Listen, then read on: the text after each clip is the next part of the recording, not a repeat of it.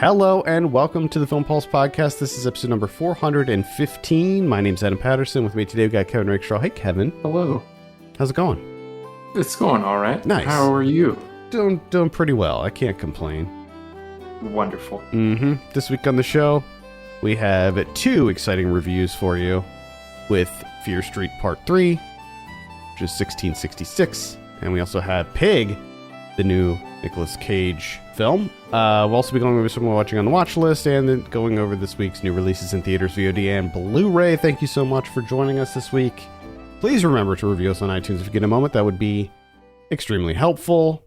One bit of housekeeping real quick. We're going to be recording this month Saved by the 90s as you're listening to this, so that should be in the can very soon. We are doing sci-fi thrillers, techno thrillers, if you will. Oh, yeah. There's a ton of those that we can pull from, so I imagine that this is going to be just part one of an ongoing series because there's a lot of these movies that I want to cover. And so, yeah, I think that's going to be a multi-part series. With that being said, let's go ahead and jump into our reviews. I think that we'll kick it off with Fear Street, since that's where we left last week's episode. We talked about parts 1 and 2. Yeah. Part 3 is out, the final entry in the trilogy. This one takes place in 1666, and it explores the origins of Sarah Fear's curse, and the truths are finally revealed in this one. All the secrets come out. Oh, they're digging it all up. Just so many secrets and everything. So we had talked a little bit about our sort of hopes for this one last week, where we knew that the cast from the first two was coming back, and they were portraying different characters. In this one, we knew that it was going to be sort of a folk horror theme. And one of the things that I said was, I wonder if they're going to go like really dark and serious with it, because typically folk horror is just extremely dour and like just grinds your emotions into the ground. And they pretty much did that with this, at least for the 1666 part, which I don't think it's a spoiler, but they go back to the 94 section for a nice chunk at the end of this one, which I was extremely thankful for. If they only like touched on the 94 part to like sort of cap things off, or you know, do it as like an epilogue or something, I probably would have been a little bummed out, because indeed this one is like, just, I don't know, it's folk horror. It's definitely plays within the folk horror those tropes. And I'm like, just for me personally, I'm a little folk horrored out. Like, I'm just done with that genre for right now. Like, I kind of want, you know, fun campy horror again. And so I was very like, I thought that what they did in this one was good. Don't get me wrong. I liked where they went with it, but I was super thankful that they did go back to the 90s for the end. Yeah, which I did not know. I had no idea that was going to happen. And I, like you, it was very welcomed. I was very excited. Mostly because, one, you know, we talked about it in the last show, is, you know, I like the 94 cast. I like them. I want to be with those characters. And two, outside of what they did in terms of giving you all the information of the lore and how it was started and how it progressed and everything, like the actual proceedings of the 1666, I thought was just very basic, and just kind of just felt really uninspired in a lot of ways. And I was just like, wow, this is really flat. Yeah, to me. I agree. And I think that the fact that they added that like 94 part 2 onto this, I think that that helps it so much, because up until that point, you're just like, all right, I mean, I see what's happening here. By the way, I predicted like that whole thing, like the curse and all of that stuff. I predicted it at the beginning of this one. Like I just had a feeling. I was like, oh, she's gonna, like, the two of them are gonna be in a relationship, and that's what's gonna cause like the whole witch thing and all of that. Yeah, but I really like the. I mean, it's for me the witches are just. It's just a fascinating topic. You Mm-hmm. know, if you really like reading about the history of it and everything. But I like how they took it further. Not only just the historical aspect of it, of you know, a dude gets possessed, and they can't simply write off like, oh, he probably invited the devil in, and Mm-hmm. calls up. No, it's got to be these young girls. It's got to be them. Got to kill these witches, and then to just take that, and then to have it build off of that to create this entire you know curse and this myth, and your entire town is ruined because of this witch. When in actuality, maybe it's not that. Yeah. So I did like that aspect of 1666. But what actually happens in 1666 is just not that engaging. No, I agree. And but there were a couple shocking moments. The scene with the pastor I thought was Yeah, pretty crazy. And then, like, there were a number of folk horror tropes in here, like the stuff that was happening with the pigs, and, like, I mean, it was pretty. If you're familiar with folk horror, it was definitely playing within that realm. hmm yeah, I gotta say, I really liked where they went with it, with the big reveal and the twist, and then just the whole culminating moments when they went back to '94 and that whole big thing. They go back to the mall, which I loved. hmm I was really pleased with how they wrapped things up in this. yeah. I don't think you know how excited and happy I was when the Fear Street 1994 Part Two came up. That was I was awesome, by just the like, way. Huge props to whatever team or whoever decided to do an additional title card and throw that part two up there, because that was really exciting. phenomenal. And It's just the music selections in the part two are pretty great too. So yeah. The second part of 1994 was pretty much what I wanted, in the sense that a majority of it takes place back at the mall, which, yes, thank you. All my killers are there, and you get like a the battle royale with them, I loved it. which I I loved just, what they did to with that. I'm not going to give anything away, but how that all played out. Oh, and the fact they brought in super soakers into the mix. Come on. yeah, yeah, B. Dalton. Yeah. It had everything that you wanted, that you Yep. could ask for, to really, you get to see the origins of well, this is in the different one, but the only thing that really got me in 1666, I think, was the origin of the hand. Mm-hmm. That that fucking disgusting. That was brutal. Yeah. Just the sound of it and Because you knew it was everything. going to happen at some point, but then hmm when it does, so I think that that's why they did it that way, because they knew that the viewer knows that that's going to happen, so they had to, like, amp it up, to make it shocking, because we expect it to happen. So they had to, like, ratchet it up to a higher Yeah, level to shock us, and it worked. I mean, I was like, oh, there's a lot of that going yeah, and they put all their eggs in the sound basket on. because it sounded disgusting. Yeah, yeah. Overall, I was really pleased with the series. I was a little, I don't know. I think I kept my expectations low, and I had a really great time with it. So I thought that they wrapped things up really nicely. I kind of hope that they work on another one. They could easily create another one. I hope Lee Janiak comes back for it, or maybe I don't know, maybe get some other cool director to do another trilogy or something, Yeah, but just kind of keep it the same, because I think it really worked. it worked for me too. Overall, I think there were some things that were a little bit disappointing for me, Hmm. but like you, I kept my expectations a little low, or in the sense that my not necessarily that they were low, but they were um, Like tempered. Yeah, they were like I didn't have huge aspirations for this thing. Like I just it looked like it could be a fun time in that kind of throwback way. And that's what I was hoping for.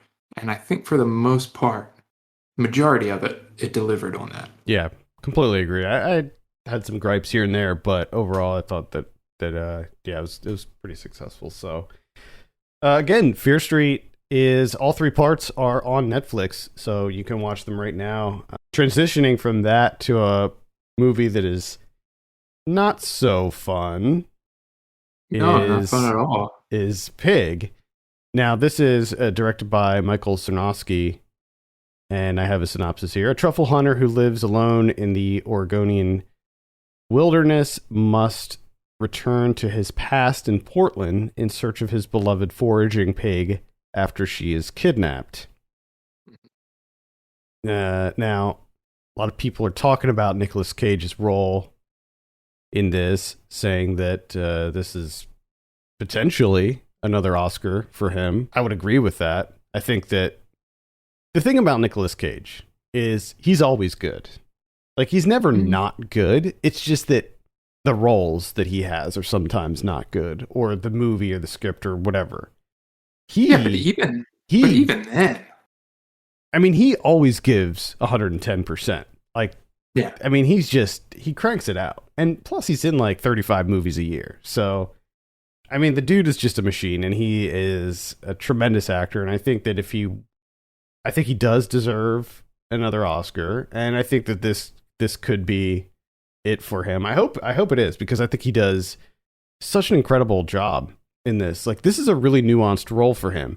It's really funny because it's nuanced, but he also gets to act a little crazy sometimes with it. So yes. I think it's almost a perfect role for him. Which I think that works better in this situation, where you let Cage out of the cage just once or twice. Mm-hmm. Not the whole movie, just once or twice. And really, for me, they really caught me off guard, because I wasn't expecting that aspect of Cage to be in this movie. You know what I mean? Like in the opening, the beginning of this movie, you're like, okay, so this is like a subdued Yeah. Cage role. Okay, now I know what I'm expecting here. But then I still got the little bit unhinged Cage, which just made it even sweeter when that showed up. I gotta say, I really loved this movie. This, like, for me, this was probably one of the best movies I've seen this year. There were so many aspects of it that I was just so enamored with. I thought it was, in a lot of ways, a devastating movie. Like, this is a movie that really affected me emotionally, which I wasn't expecting at all. In fact, I didn't know. I knew the basic premise, like the synopsis. I knew that's pretty much all I knew going into it. I did not see a trailer. I didn't really know anything about it, and I was kind of expecting it to be more like a John Wick type, like a revenge movie, where he's just barreling through people trying to find his truffle pig. I thought that it would be more serious, but that's kind of what I was expecting, and it's not that. It is definitely not that. And I'm so happy that it's not that. Same. Because from the outset, when you're introduced to this guy and his pig, and if and it sounds like you were too, as I was, is you were kind of thinking this was going to be like a John Wick-esque type movie. So after that introduction, you're thinking, man, if they go that route, this is going to be dumb as hell. And they don't, and thank God. Because the route that they go is to me far better. Where it ends up, some of the stuff along the way with the John Wick type, with this like underground like food dealing. Yeah. Which I do want to point that out, because I did like this movie, but you have to admit this movie is silly as fuck. It is just, in some ways, it is dumb as hell. Mostly all that stuff. It's just really fucking weird. It's bizarre. It's a very bizarre movie. But I took that as like an intentional thing. Like it's I think that it's self-aware. I think that it knows it's a little weird, Yeah, especially with the like underground food dealing, it's like cabal or whatever is happening in Portland with this the food stuff. And I think that yeah, I think that it just knows that it's a little off kilter. yeah, and I think there is a part of him that's kind of like this.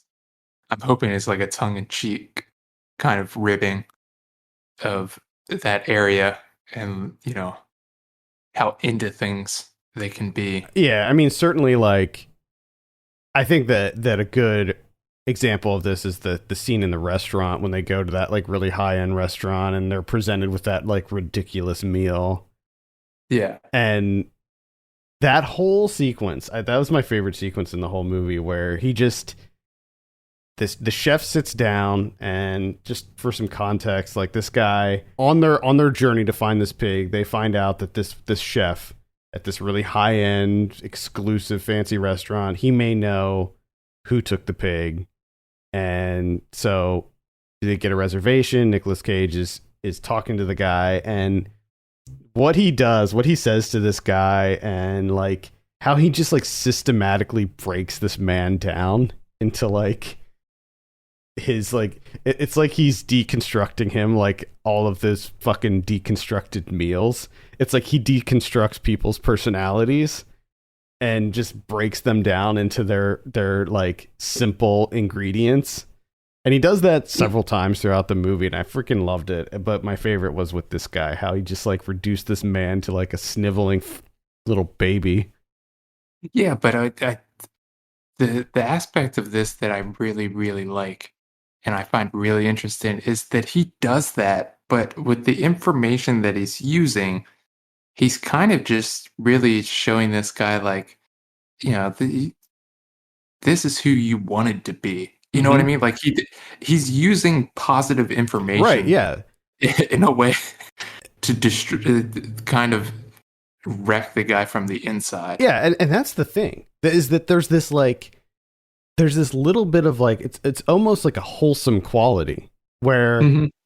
And there's another scene that happens later, much later in the movie, when he makes this meal for someone who, and it like evokes all of these crazy memories and emotions and things. And it's like it's not a negative thing. Like he sees that this person is flawed, like they're being blocked, and he's like, okay, I'm gonna help them like become more in tune with themselves and like their aspirations and and maybe be a little bit more self-aware about like why they're doing what they're doing and stuff like that. And it's I think it's a really interesting element to this movie. Hmm. Yeah, because he does revenge in like, I don't know if I would say like the nicest way possible, but like a ton of effort into doing something like very special Mm-hmm. for that person, and that's the revenge, which is just, thank God. That's so much better than Nick Cage just pummeling the man's face, There's a, screaming, "Where's my pig?" You know what I mean? yeah, I mean we've seen that before. Like we've seen Cage, unhinged Cage, going on, a violent rampage of revenge, and that's fine. I think there's a place for that too. But this was refreshing because it was just different. Like when do you see someone like essentially getting revenge on someone through positivity? Like Yeah, causing them to like remember who they once were, and like the fact that like making them realize that they lost sight of who they are, and all of this stuff. And I found the whole thing to be very refreshing, and I was quite enamored with this movie. yeah. I was surprised. I enjoyed it. I don't think I enjoyed it as much as you did, but there were certainly those aspects of it that we discussed. I thoroughly enjoyed those, and I found them very, very interesting. Just some of the silliness The I could bike. have done. I thought when he stole the Yeah, bike. Oh my I god. did. I did enjoy that. Especially later, and he's just like, I have a bike. I could have used more of that, honestly, because while I do think that the film is sort of aware of how it's a little bit odd, I think that maybe it could have leaned into that a little bit more, maybe given us a little bit more insight into like this ridiculous, I don't even want to call it a black market food thing, just like the whole rival dealers and all of that stuff. Like maybe lean into the silliness a little bit more.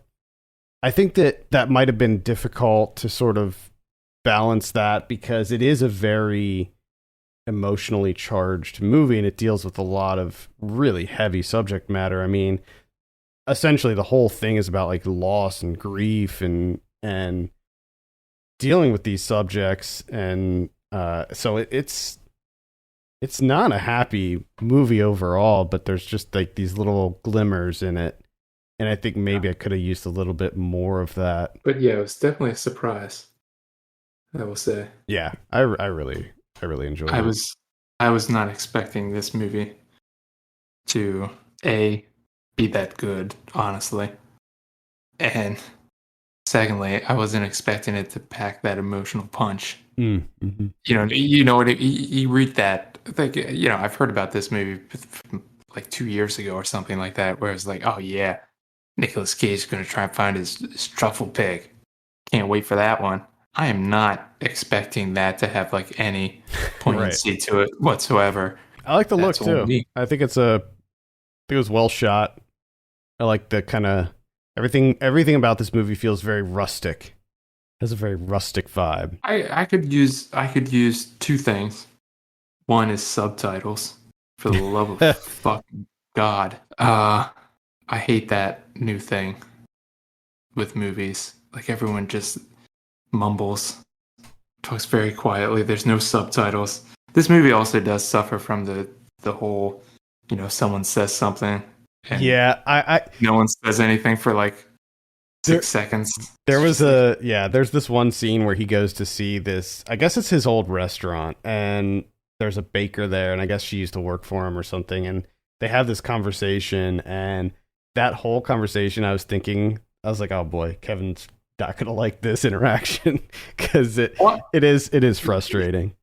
Yeah, I just it irritates me because people are not like this. I mean, maybe they are, but I've never come in contact with people No, I don't that think act people are this. like that. And it's really annoying. But second, I was more irritated with that because I have no idea what was said in that entire scene. I have no idea. I have nothing. I have nothing. I don't know who that person is. I'm gleaning from like context that I imagine that she like used to bake at his restaurant. Maybe I have no idea. Like I don't. Just that whole entire section of the movie, I have no idea what happens because I can't hear anything, and people refuse to put subtitles. That's funny. All right, let's go ahead and give Pig a score. I'm gonna give it an 8 out of 10, straight up. Straight up, I'm gonna give it like 6.5, maybe a 7. I don't know. I feel like it's an incomplete rating because large chunks of this I have no idea what anyone said. I didn't really have a hard time with it as far as hearing it, but yeah, because you don't have my ears. Like my ears are not good. They're not good. My ears don't work good. They don't, and that's what I mean. Like it sucks because I had this movie jacked up all volumes as high as it could go. There's nothing else I can do, and I still couldn't hear it. That's rough. I couldn't make it out. I mean, that happens sometimes for me with certain things, but all right. So Pig is in limited release right now. I'm not sure like what the VOD schedule is for that, but hopefully it'll be on VOD platforms soon and you can check it out. Let's talk about some of what I've been watching. I saw The Tomorrow War on Amazon Prime. This is the sci-fi action movie with Chris Pratt. It's garbage. I don't know why. Like, I saw some people on Twitter talking about this and saying that they were having a lot of fun with it. So I was, from the trailer, I was like, oh, this looks really bad. But I saw some positive chatter on Twitter, so I was like, okay, yeah, I'll give this a look.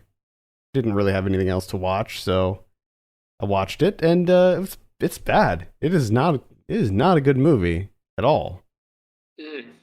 I did not enjoy myself. I will say, the creature design is very good. That is a good thing. There are some fun action set pieces in it, to be sure, but the overall like script, the story, the dialogue, it's just all very very mediocre. I like that Sam Richardson is in this and is he's in kind of like an action role, but he's still really Yes. funny. So Yes. I was all in it for Sam Richardson and Betty Gilpin. I like her a lot, and I wish she was in this more, but unfortunately, she's not. Unfortunate. But that's what you get with Chris Pratt. I can't believe Chris Pratt is like a leading man. Like, I, Yeah, man, you talk about this uncharismatic, like no personality whatsoever. Oh my goodness. Like calling him a manila folder is a compliment. Oh. I don't have a Uh, yeah. I don't really have a problem with him. I don't. I guess it's just I weird. guess like I guess I would prefer him in like more like a Guardians of the Galaxy, like a comedic type Yeah, role. that's. I should clarify that it's more that Yeah. because I enjoyed him on Parks and Rec. Like I think that he plays that character really well. Mm-hmm.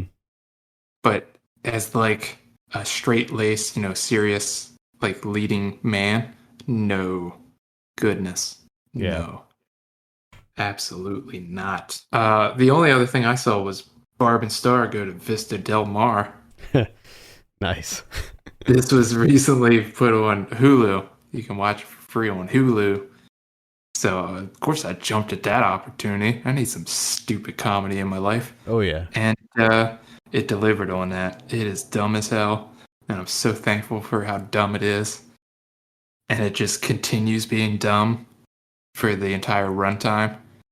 And I just appreciated it so much. And like, there's some musical numbers in this, and I fucking loved them. That song about the That's the seagulls. biggest surprise, dude. The musical numbers.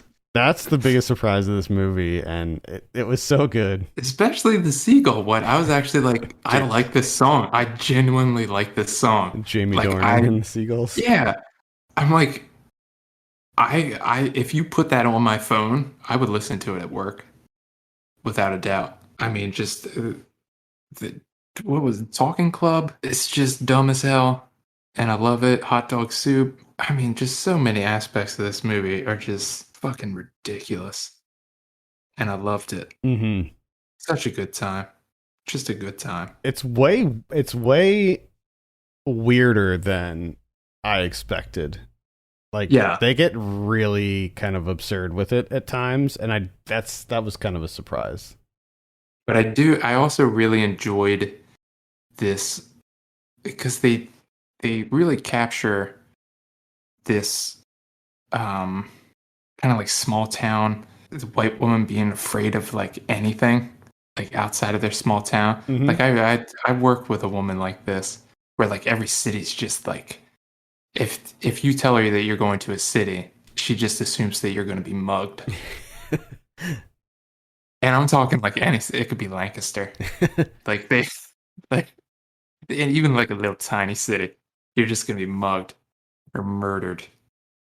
You're going to see a knife in your face at some point in time. So I did like how there was so much concern on their part about them going to Vista Del Mar for Christ's sake. There has to be a sequel. I I demand a sequel. I want them to go like to Europe or something. I want them to go abroad. It just Yeah, has to happen. they got to go somewhere, and it's got to be even dumber. It It I has to be dumber. or if they like went on a cruise or something. I don't know. That might be too similar than to of a location to this Yeah, one. But oh my god, they just I need more Barb and Star in my life. they're great characters, and they have great They have great comedic chemistry together. The way they play off each other. Mm-hmm. It's just like I could just them hanging out. Like you don't really even need a plot. It's just them planning out their day. It's just like going on a normal vacation. I would enjoy watching that. Yep. All right. Yeah, that's on Hulu, so definitely check it out there. The only other one that I saw was Gunpowder Milkshake. This is on Netflix, directed by Navat Papachado. It's the guy who did Big Bad Wolves. Very interested to see how this worked for you. It did not work for me. Oh, no. Not even in the slightest bit. No. It is horrible. Really? I was kind of wondering because there wasn't a big marketing push behind this, and they dropped it on a Thursday. I think it was like a Wednesday or Thursday, so it definitely didn't seem like it was that Netflix was really trying to pump it, which seemed a little bit like a red flag for me, considering the people who are in this. I mean, you have some really big names in this, and I was kind of questioning it going into it, and what you're left with is the super derivative John Wick style action movie that is just like unoriginal and not very exciting. I mean, there's some cool action in it. There's some cool aspects to it. I mean, the fact that you have like the whole thing with this, in John Wick, you have that hotel. The equivalent in this movie is a library, and you have these three librarians played by Carla Gugino, Michelle Yeoh, and Angela Bassett.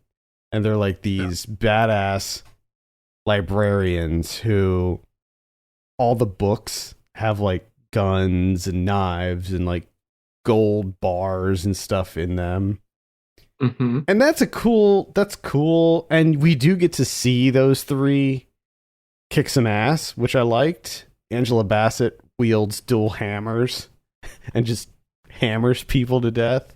Michelle Yeoh has this like giant chain, and she's like whipping people with it and choking them out and stuff. So there's some cool stuff here, but it's just the dialogue is atrocious. Like the script is not good.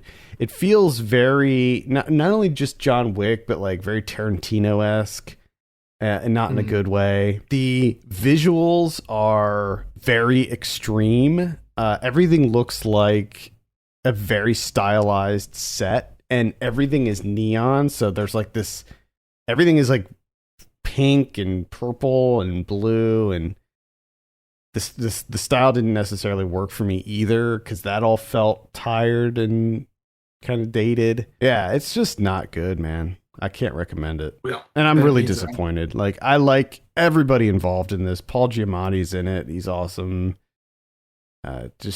He doesn't really have anything to do in this movie, but yeah, it just sucks.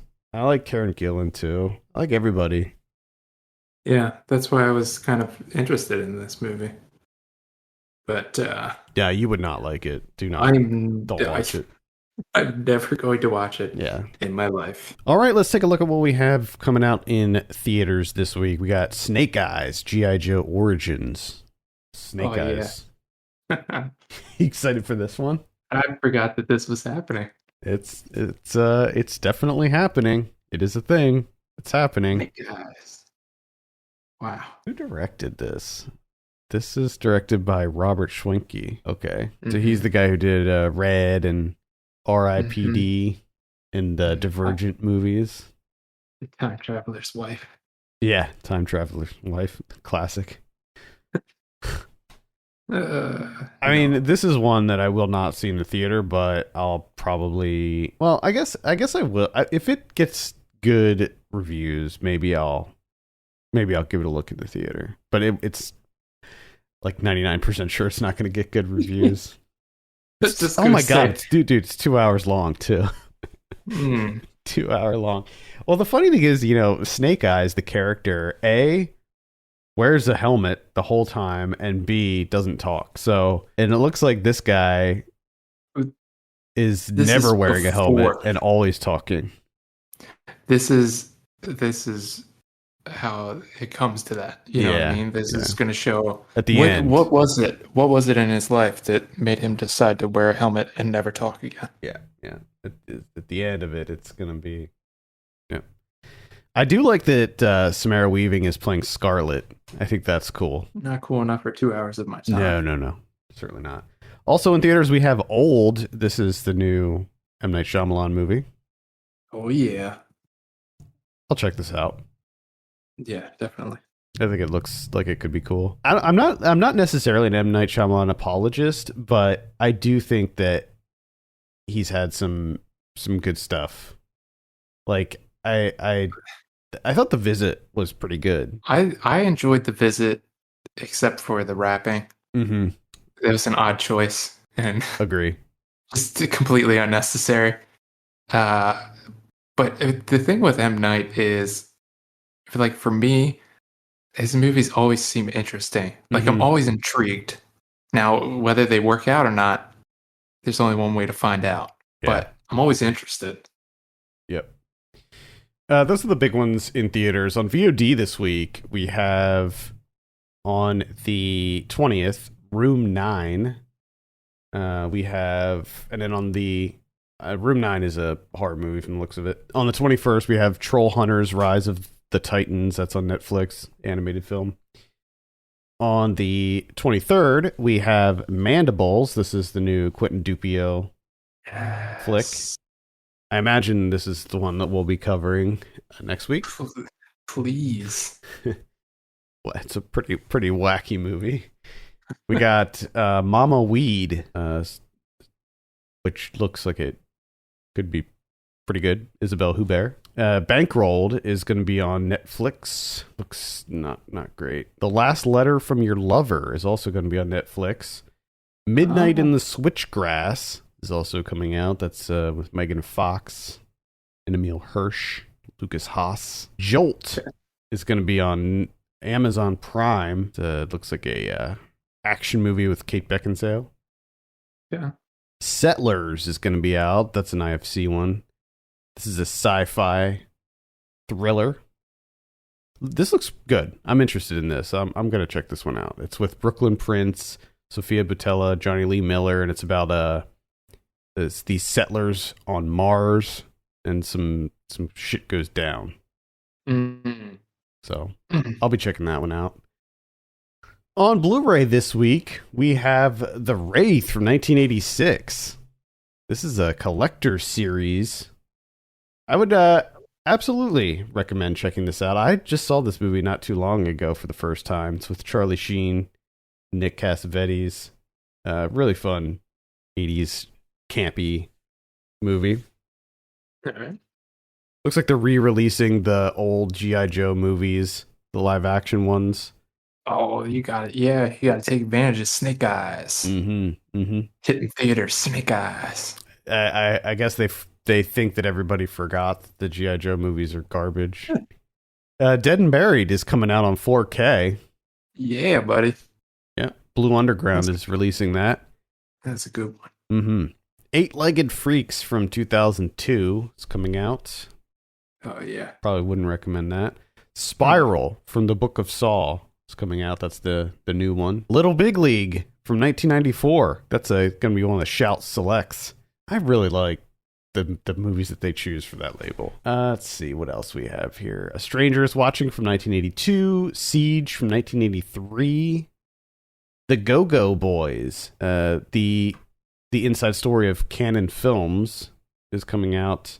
That's a really good doc about Canon Films. MVD is putting that out.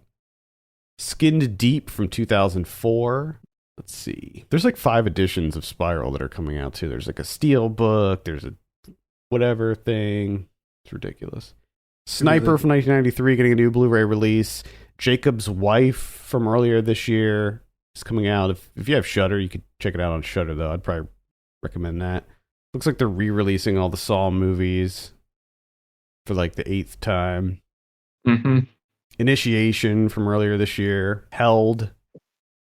Boondock Saints looks like it's getting a 20th anniversary edition. That's about it. What about Criterion's?